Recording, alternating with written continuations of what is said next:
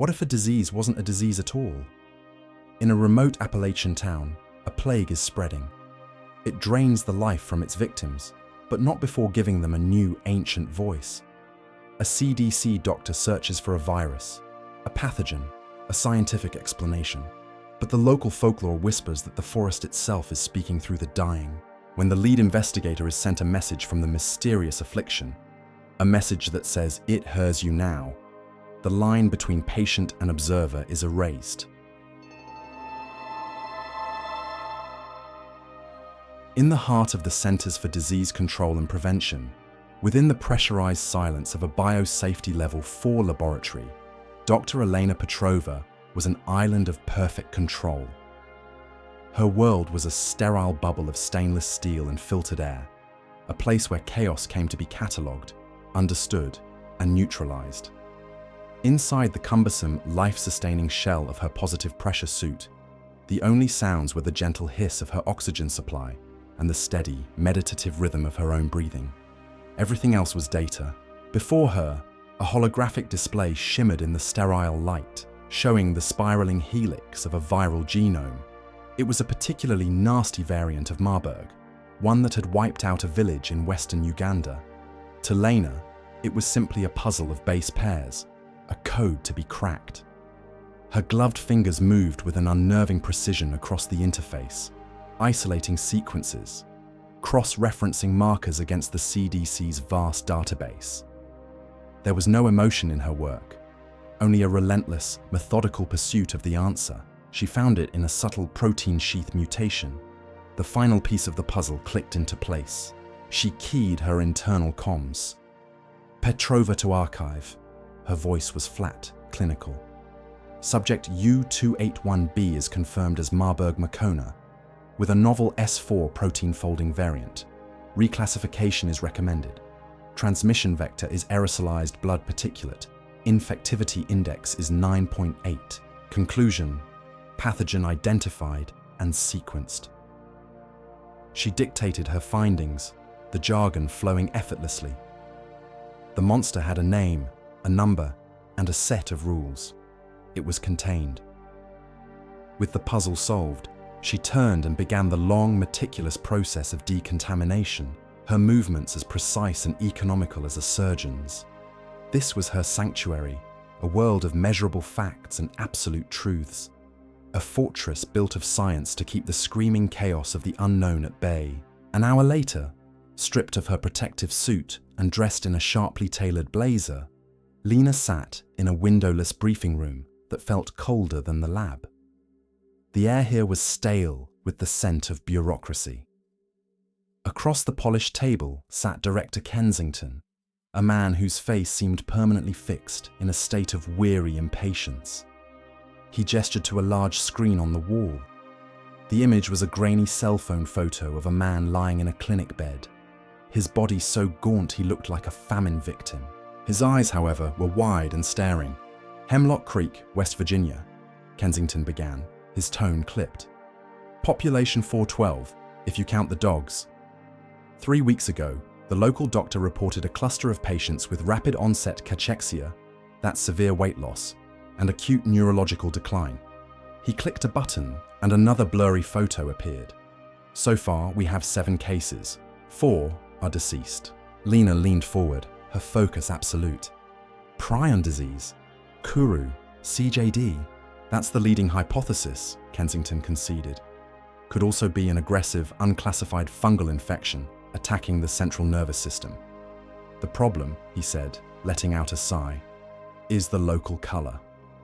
He smirked, a condescending twitch of his lips. "They're calling it hollow tongue." Lena's brow furrowed. "A folk term, a ghost story," Kensington corrected. "They claim the victims babble in the devil's tongue before they waste away. Superstitious nonsense, but it's causing panic, and panic makes people travel. We can't have that. I need you to lead the rapid response team.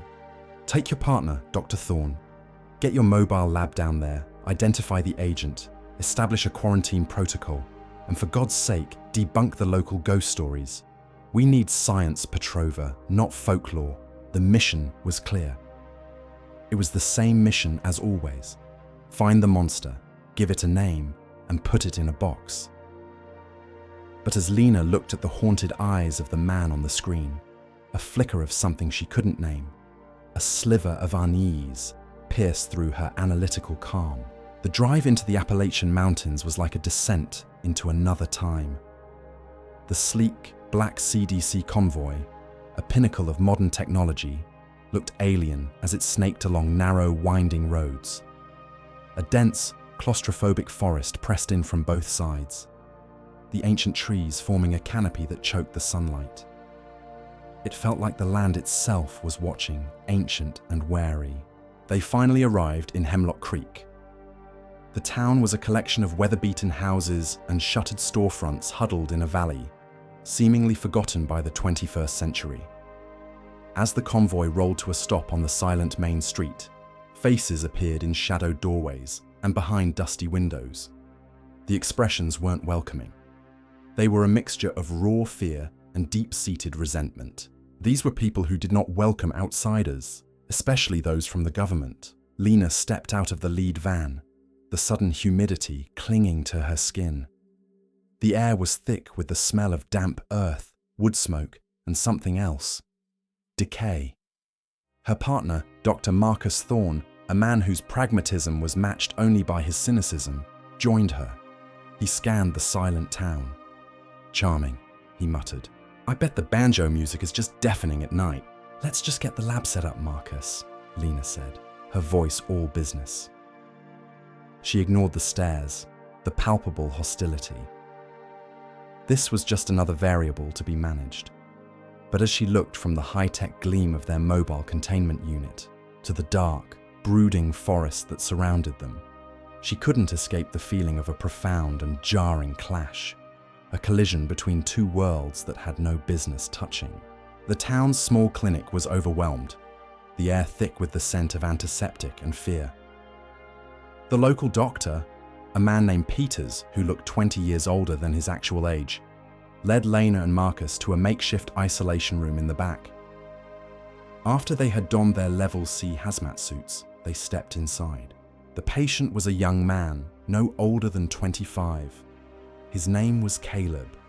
He lay on the cot, his body emaciated, his skin stretched taut over his bones like yellowed parchment. But it was his eyes that seized Lena's attention. They were wide, alert, and filled with a terrifying, lucid awareness. He stared at the ceiling, unblinking, as if watching something only he could see. He didn't respond to their questions, didn't even seem to register their presence. Lena began her examination, drawing blood, taking swabs. Everything was methodical, routine. And then it happened. Caleb's head turned slowly, his unnervingly aware eyes fixing on a point on the far wall. His mouth opened, and a sound filled the small room. It wasn't a moan of pain or a delirious mumble. It was a stream of fluid, rhythmic, guttural noises. It was a language. The phonemes were unlike anything Lena had ever heard. Harsh clicks, deep glottal stops, and long resonant vowels that seemed to vibrate in the air. It was complex, structured, and utterly alien. Marcus froze, his hand hovering over a sterile tray. What in God's name is that? Lena felt a cold shock run through her. A primal fear that her training had never prepared her for. Her scientific mind, the fortress she had built around herself, was instantly besieged by an anomaly it could not process. A man from rural West Virginia, who had likely never left the county, was speaking a language that sounded older than human history. Without taking her eyes off Caleb, she reached for the audio recorder on her belt and pressed the button, her clinical curiosity warring with a profound and terrifying sense of dread. The rules of her world had just been broken. The recording of Caleb's speech echoed in the sterile confines of the CDC's mobile laboratory, a string of impossible sounds in a world built on replicable data. The rhythmic, guttural language was a ghost in the machine, a phenomenon that left no physical trace, yet filled the air with its chilling presence. For hours, Lena and Marcus worked under the harsh fluorescent lights, their movements a blur of focused energy. Centrifuges spun blood samples into their component parts. Electron microscopes delved into the microscopic realm of Caleb's cells. PCR machines amplified DNA, searching for the faintest whisper of a viral or bacterial signature. Marcus, his face etched with frustration, stared at a bank of monitors. He had thrown every test in the CDC's arsenal at the samples. Every known prion disease, from Creutzfeldt-Jakob to fatal familial insomnia. Every hemorrhagic fever. Every aggressive neurotropic fungus. The results flashed on the screen. A relentless, infuriating litany of failure. Negative. Negative. Unknown. Negative. He finally leaned back, running a hand over his exhausted face. It's not in the book, Lena. Nothing we know does this. There's no pathogen, no toxins in his blood, no parasites, no genetic markers for prion susceptibility. Biologically, the man is clean.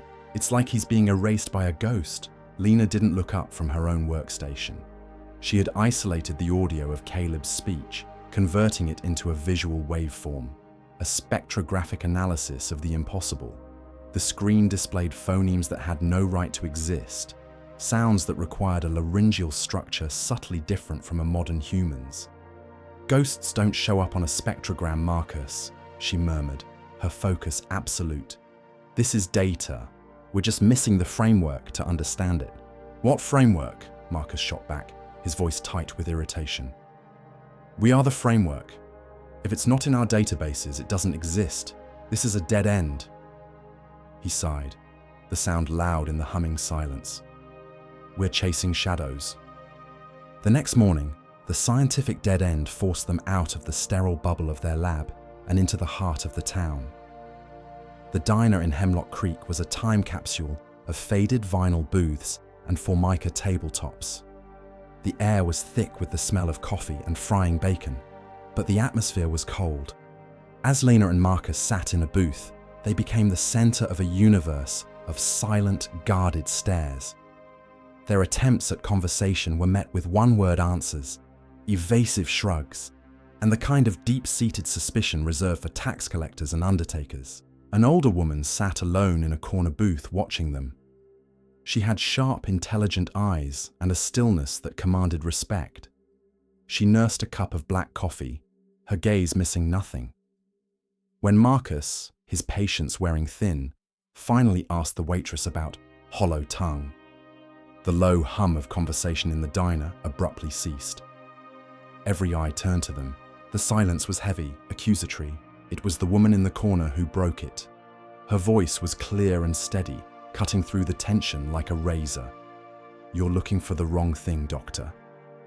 All heads turned to her. She was Alara Vance, and her words carried the weight of authority. She looked directly at Lena, her eyes holding no fear, only a profound and weary resignation. You're looking for a sickness. You think you can put it under your microscope, give it a Latin name, and be done with it. She took a slow sip of her coffee. Hollow tongue isn't a sickness, it's the forest calling in a debt. Drawn by the gravitational pull of Alara's words, Lena found herself walking toward the edge of town as dusk began to settle. The forest stood like a dark, impenetrable wall, the beginning of a different, older world. The air grew cooler here, and the sounds of the town faded away, replaced by the whisper of wind through ancient leaves. Her rational mind was screaming that this was a waste of time, that she should be in the lab running protein assays. But the part of her that had heard Caleb's impossible speech, the part that recognized the dead end they had hit, compelled her forward. She noticed something on the bark of a massive, gnarled oak tree that stood like a sentinel at the tree line. It was lichen, but unlike any she had seen before. It pulsed with a soft, internal greenish light, a faint bioluminescence. But more than the light, it was the pattern. The lichen grew in strange, swirling clusters that seemed almost deliberate, forming shapes that resembled a kind of script or calligraphy. It was beautiful and deeply unsettling. Her training took over. She pulled a sterile sample kit from her field pack, carefully scraping a piece of the glowing lichen into a vial. Her mind raced with possibilities. A novel species of fungus, perhaps one with psychoactive properties that could induce glossolalia, the speaking of unknown languages. It was a rational, scientific explanation. But as she sealed the vial, a cold shiver traced its way down her spine. She had the distinct and undeniable feeling that she was being watched, not by a person or an animal, but by the vast, silent, and ancient forest itself. That night, the oppressive quiet of the clinic was shattered by the sharp, frantic beeping of a heart monitor. Caleb was crashing. Lena and Marcus rushed to his bedside. His breathing was shallow, his pulse thready. His life was fading, the strange affliction having consumed him from the inside out. As Lena checked his pupils, Caleb's eyes, which had been vacant for hours, suddenly focused. They locked onto hers with a startling, intelligent intensity. The air in the room grew cold. With his last reserve of strength, with his final breath, he spoke. It was not the stream of alien language from before. It was a single, perfectly formed phrase, spoken in the same ancient dialect, but this time with a clear, chilling purpose. It was a message. On the laptop beside the bed, the linguistic analysis program that Lena had been running churned through the phonemes, cross-referencing them against Proto-Germanic and ancient Celtic roots. A translation flashed on the screen, the stark white letters glowing in the dim room. "It hears you now." Caleb's head fell back against the pillow. The heart monitor flatlined, its single piercing tone sealing the silence. Marcus stared at the body, speechless, but Lena couldn't look away from the screen. The words burned in her mind. This wasn't a passive disease. It wasn't a random collection of symptoms. It was aware, it was intelligent, and it knew she was listening. A cold dread, far deeper than any clinical concern, washed over her. The mystery had just become a direct and personal threat. Caleb's last words, "It hears you now," hung in the air of the mobile lab like a radioactive particle, invisible but poisoning everything with a chilling awareness. Science, however, demanded a more tangible culprit. The autopsy on Caleb's body was Lena's last bastion of pure, methodical inquiry, her final attempt to find a monster she could name. Under the sterile lights, she and Marcus performed a full pathological workup, searching for the microscopic assassin that had stolen the young man's life. The results were more than a disappointment. They were an impossibility. Every test came back clean. There was no pathogen in his blood, no plaques on his brain, no fungal spores in his lung tissue. His organs were failing from systemic emaciation, but there was no underlying cause. He had simply wasted away. It was a violation of biological law. "It has to be an environmental toxin," Marcus insisted, his voice strained as he stared at the clean toxicology reports. "Something in the soil or the water, something we don't have a test for yet. It's the only explanation." Lena was silent. She was looking at the only anomaly they had found, displayed on her main screen. It was a microscan of Caleb's larynx. The tissue was pathologically hardened, the cellular structure more akin to woody plant fiber than human flesh, and covering his vocal cords, like a dusting of malevolent frost, was a thin layer of the same bioluminescent lichen she had found on the trees. Under the microscope, it glowed with a soft, ethereal light. She remembered Ilara's words in the diner. "It's the forest calling in a debt." She remembered Caleb's final, coherent message. She looked from the glowing screen to Marcus's desperate, rationalizing face. "A toxin doesn't learn to speak, Marcus," she said, her voice quiet but firm. The door on her purely scientific explanation had just slammed shut. The fortress of her certainty had been breached, not by a flaw in her methods, but by a phenomenon that refused to play by the rules. She had to consider an alternative, however irrational it seemed. Having abandoned all pretense of a purely clinical investigation, Lena drove her CDC vehicle down a dirt road to a small, isolated cabin on the edge of the woods. This was an act of professional heresy. She was leaving her lab behind to consult with the town's resident mystic. Ilana Vance's home was the antithesis of the sterile lab. It was a place of warm, organic knowledge. The walls were lined not with scientific journals, but with books on Appalachian botany, regional history, and herbalism. The air smelled of dried herbs and wood smoke. Alena greeted her with a knowing look and poured 2 cups of tea. Lena didn't waste time. She sat at the old wooden table and slid a tablet across its surface, displaying the high-resolution image of the lichen on Caleb's vocal cords. "You were right," Lena said simply. "It's in him, on the very part of him that was making the sounds." Alena studied the image, her expression grim. She nodded slowly. "The whispering birch," she murmured. "That's what my grandmother called it. It's not a tree, not really. It's the heart of the forest. And what you're seeing, that's its voice." She leaned back, her sharp eyes meeting Lena's. She told her the full legend, not as a ghost story, but as a piece of natural history. The entity in the forest was ancient, a symbiotic organism that lived in the oldest trees. It was a living network, a consciousness made of roots and mycelia. "It doesn't hate us," Alena explained. "It usually sleeps, but when the forest is hurt, when it's afraid, it reaches out. It offers a bargain, a connection to the ancient voice of the land, to a knowledge deeper than memory. In exchange, it takes your strength, your life force. It's not a curse, Doctor. It's a tragic, desperate symbiosis." Alena's face grew somber. Jedediah Miller, a farmer on the North Ridge. His wife says he started humming to himself 2 nights ago. He's not speaking English anymore. The news landed with a heavy finality. Another person had answered the forest's call. That night, the face of Director Kensington materialized on Lena's laptop screen, his expression already tight with anger. He looked jarringly out of place in the rustic setting of Alena's cabin, a ghost from a world of concrete and protocols. Lena, choosing her words carefully, tried to explain her new line of inquiry. She mentioned the deep-rooted folklore, the linguistic anomalies, the correlation with the unique lichen. Kensington cut her off, his voice like ice. "Folklore? Dr. Petrova, have you lost your mind? I sent the world's foremost epidemiologist, and she's down there chasing fairy tales told by some backwoods crone." His face was a mask of fury. He saw her exploration not as an adaptation, but as a complete failure of objectivity. "Director, the physical evidence is pointing in this direction," Lena argued, trying to keep her voice steady. "The laryngeal petrification, the symbiotic fungus." "Your job is virology, Doctor, not cryptoanthropology," Kensington snapped. "I don't care if you found Bigfoot's dental records. You are to stick to the mission.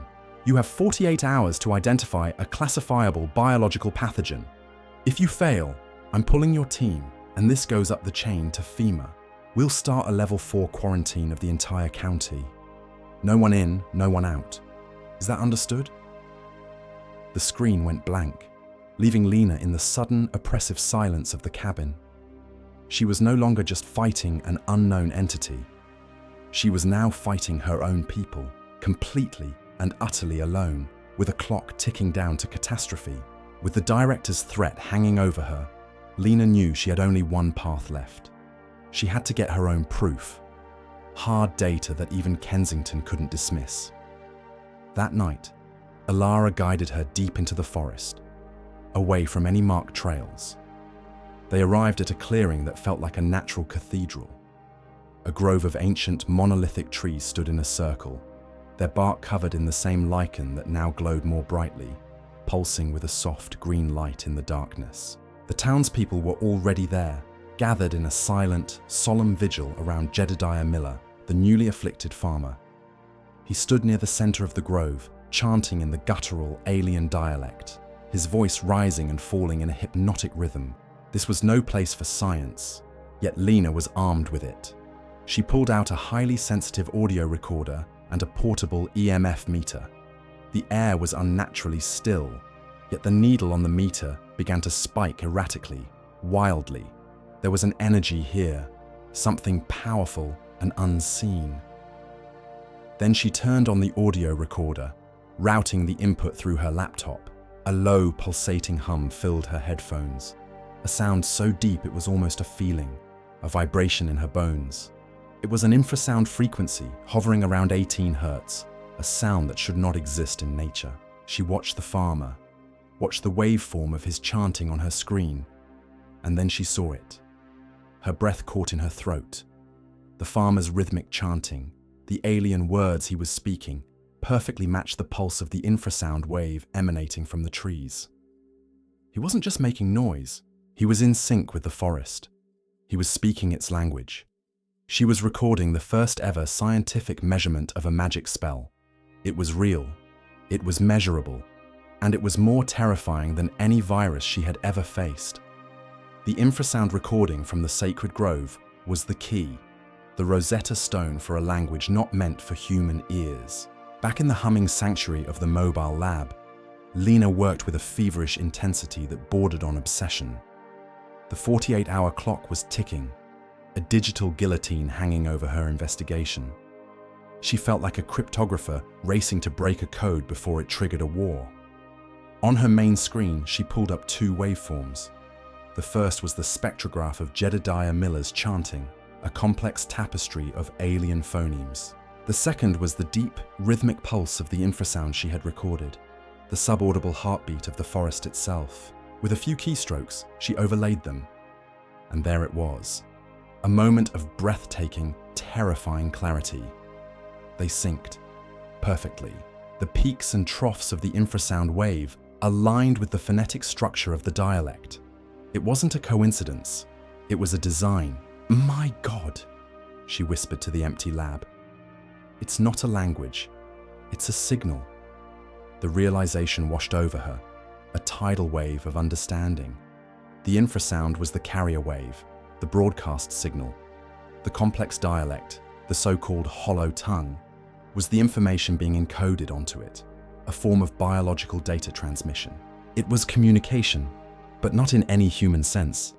It was the forest talking to itself, and the infected townspeople were its unwilling broadcast towers. The lab door hissed open, and Marcus entered, looking worse than she'd ever seen him.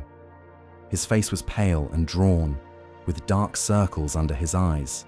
He watched her for a moment, his expression a mixture of concern and deep skepticism. "Lena, you've been at this for 16 hours straight," he said, his voice raspy. He was interrupted by a dry, hacking cough that shook his frame. He waved it away. "This is crazy. You're chasing shadows. Kensington calls in another hour for a progress report. What are you going to tell him? That the trees are talking?" Lena looked at him, at the genuine worry in his eyes, and then at the persistent, rattling cough he was trying to suppress. "I'm going to tell him I have a working hypothesis, Marcus," she said, her voice filled with a conviction that unsettled him. "And it's the only one that fits all the data." She was now operating in a grey space so far beyond the CDC's protocols that she couldn't even see them anymore, using empirical methods to decode what the entire world would call a curse. Her new hypothesis needed more than just audio data. It needed history. It needed context. Leaving Marcus to run another pointless series of viral panels, Lena drove to the Hemlock Creek town hall. The archives were in a dusty, musty-smelling basement, a crypt of forgotten paper and decaying history. She spent hours poring over brittle, century-old town records, the silence broken only by the rustle of turning pages and the distant hum of the building's ancient furnace. She found it in a leather-bound pastor's diary from 1893. The pastor, a man named Elijah Boone, had written in a looping, frantic script about a hollow-tongue sickness that had spread through the town like a plague of the soul. He described his parishioners speaking in the devil's whisper in the woods, their bodies wasting away before his eyes. It was a perfect, chilling echo of the present. But it was the pastor's next entry that made Lena's blood run cold.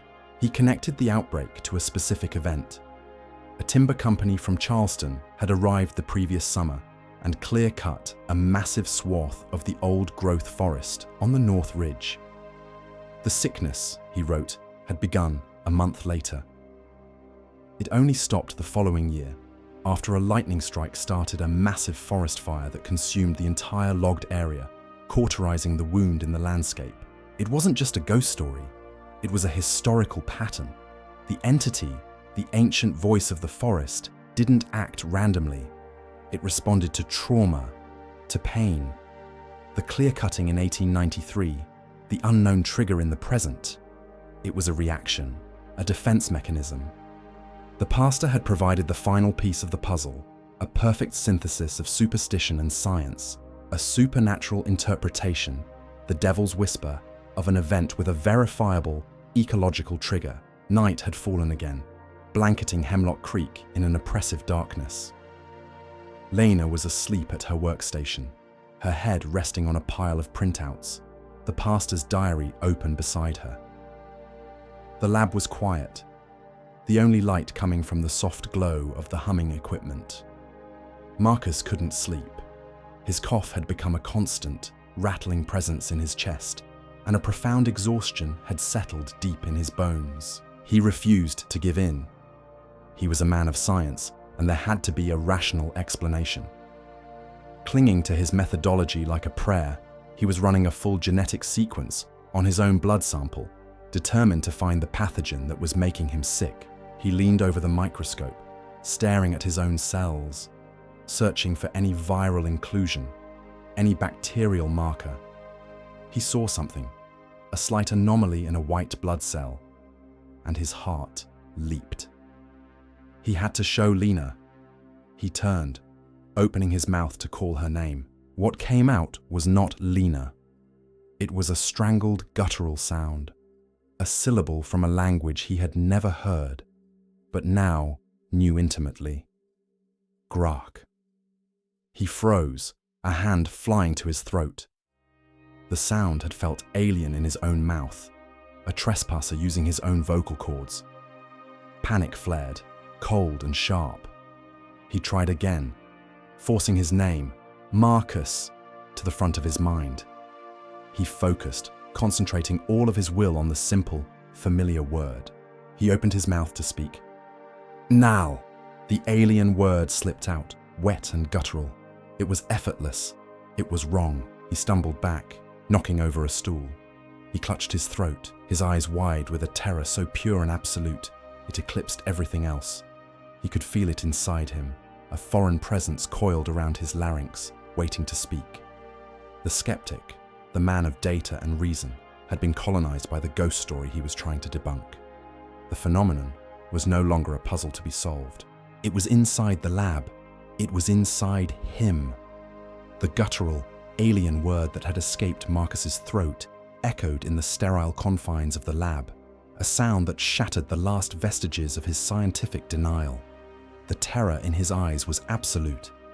As Lena rushed to his side, his initial shock began to recede, replaced by a chillingly calm trance.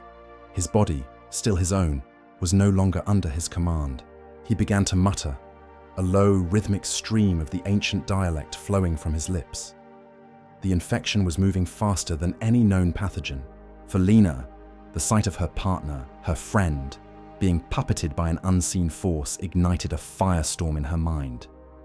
Panic gave way to a cold, diamond-hard focus. Kensington's 48-hour deadline was no longer a professional threat. It was a death sentence. She had all the pieces. The entity was biological, an airborne fungus that colonized the larynx. That much was certain. The infrasound was its network, the carrier wave that activated it, allowed it to communicate, to be.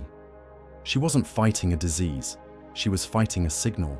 And if you could jam a signal, you could break the connection. With Marcus's rhythmic chanting as a terrifying background track, Lena worked with a speed she didn't know she possessed. Her fingers flew across her console, not as a doctor, but as an audio engineer. She analyzed the precise frequency of the forest's infrasound, its wavelength, its modulation. Then she began to build its antithesis.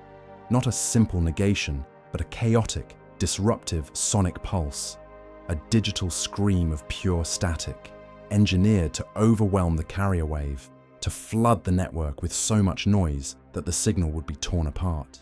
It was the ultimate synthesis, the peak of her journey into the grey space between two worlds. She was using the most advanced principles of audio engineering to fight what was, for all intents and purposes, a magic spell. Guided by a grim-faced Alara, Lena carried the portable sonic generator through the whispering darkness of the forest. The device was heavy, its internal power source humming with a barely contained energy. Alara led her to the sacred grove, the heart of the entity's power. The air here was electric, humming with a palpable energy that made the hairs on Lena's arms stand on end. At the center of the clearing stood a massive ancient birch tree, its bark almost white in the moonlight, covered in lichen that glowed with an intense, sickly green light. Marcus was already there. He walked stiffly, like a marionette, his eyes vacant, drawn toward the glowing tree. He wasn't alone.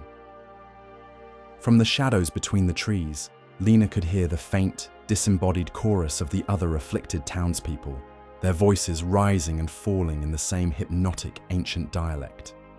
It was a choir of the lost, a symphony for the end of the world. Lena planted the sonic generator on the ground, the damp earth cold against the metal casing. This was it, a scientist, armed with a sonic weapon, standing on a mystic's battlefield, ready to wage war against a god she couldn't see. Marcus reached the base of the ancient birch, his hand outstretched, his fingers just inches from the glowing bark. It was the point of no return, the moment of communion, the final surrender. "Now!" Alara hissed. Lena slammed her hand down on the activation switch. A jarring, dissonant shriek tore through the night, a sound of grinding metal and digital chaos that was an obscenity in the ancient grove. The harmonious hum of the forest was instantly shattered. The bioluminescent lichen on every tree flickered violently, like 1,000 dying fireflies. The low humming from the trees intensified, not in strength, but in pain, rising into a deafening roar of pure static. The chorus of ancient voices cried out, their rhythmic chanting twisting into a single agonized wail. At the center of it all, the lichen on the great birch tree flared with a blinding intensity, then instantly desiccated, crumbling into a shower of grey, lifeless dust that rained down on the forest floor. Marcus, his hand frozen inches from the bark, convulsed. He collapsed to his knees, clutching his throat, his body shaking. A raw, guttural scream tore from his lungs, a scream of pain, of terror, of release, and it was in English. Then, as suddenly as it began, it was over. The dissonant shriek of the generator died. The roar of static faded. Silence, pure and absolute, returned to the forest. The only sound was Marcus, gasping for air on the damp earth, alive and blessedly human. The next morning, the CDC convoy was packing up, the black vans a stark, clinical presence against the backdrop of the verdant mountains. Marcus, weak and pale but recovering, leaned against one of the vans. He caught Lena's eye as she approached. He didn't need to say anything. The look in his eyes was a testament to his journey, a look of profound gratitude, of newfound respect, and of a skepticism that had been utterly and permanently shattered. Lena found Alara sitting on her porch, calmly watching the departure. They stood in comfortable silence for a moment, the unspoken understanding passing between them. "It's quiet now," Alara said, her gaze fixed on the forest. "The voice is gone. You didn't kill it. You just made it sleep." Lena nodded, looking toward the ancient trees. "Some things are better left sleeping," she replied. Her official report to the CDC was a masterpiece of scientific obfuscation. She classified the agent as a novel airborne fungus, which she named Cordyceps vocalis. She described its effect as acoustically triggered spasmodic dysphonia, omitting any mention of infrasound, sentient forests, or ancient dialects. The truth was too large to fit in their sterile boxes. As Lena turned to leave, Alara held out her hand. In her palm was a small, intricately carved piece of birch bark from the grove, a parting gift, a token of remembrance. Lena took it, the smooth, cool wood feeling solid and real in her hand. She was leaving Hemlock Creek as a scientist, but a different kind of scientist. One who had learned the profound and humbling limits of her own knowledge. One who had stepped into the heart of a superstition and found a terrible, measurable truth. The resolution was not a victory but a truce, a fragile peace treaty signed on the border between the world of reason and the world of mystery.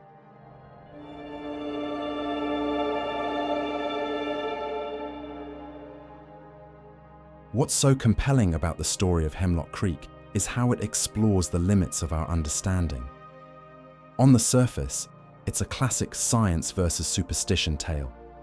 You have Dr. Petrova with her electron microscopes and genomic sequences on one side, and you have Alena Vance with her ancient folklore on the other. The easy narrative would be for one to debunk the other, but that's not what happens. The story suggests something more interesting, that the science and the superstition weren't opposing forces, but were actually two different languages trying to describe the same terrifying phenomenon. The town's folklore, dismissed by the CDC as a ghost story, turned out to be less of a superstition and more of a user's manual for the entity in the woods. It contained the rules of engagement. Dr. Petrova's breakthrough wasn't in proving the folklore wrong, but in realizing it was a valid, if unconventional, data set.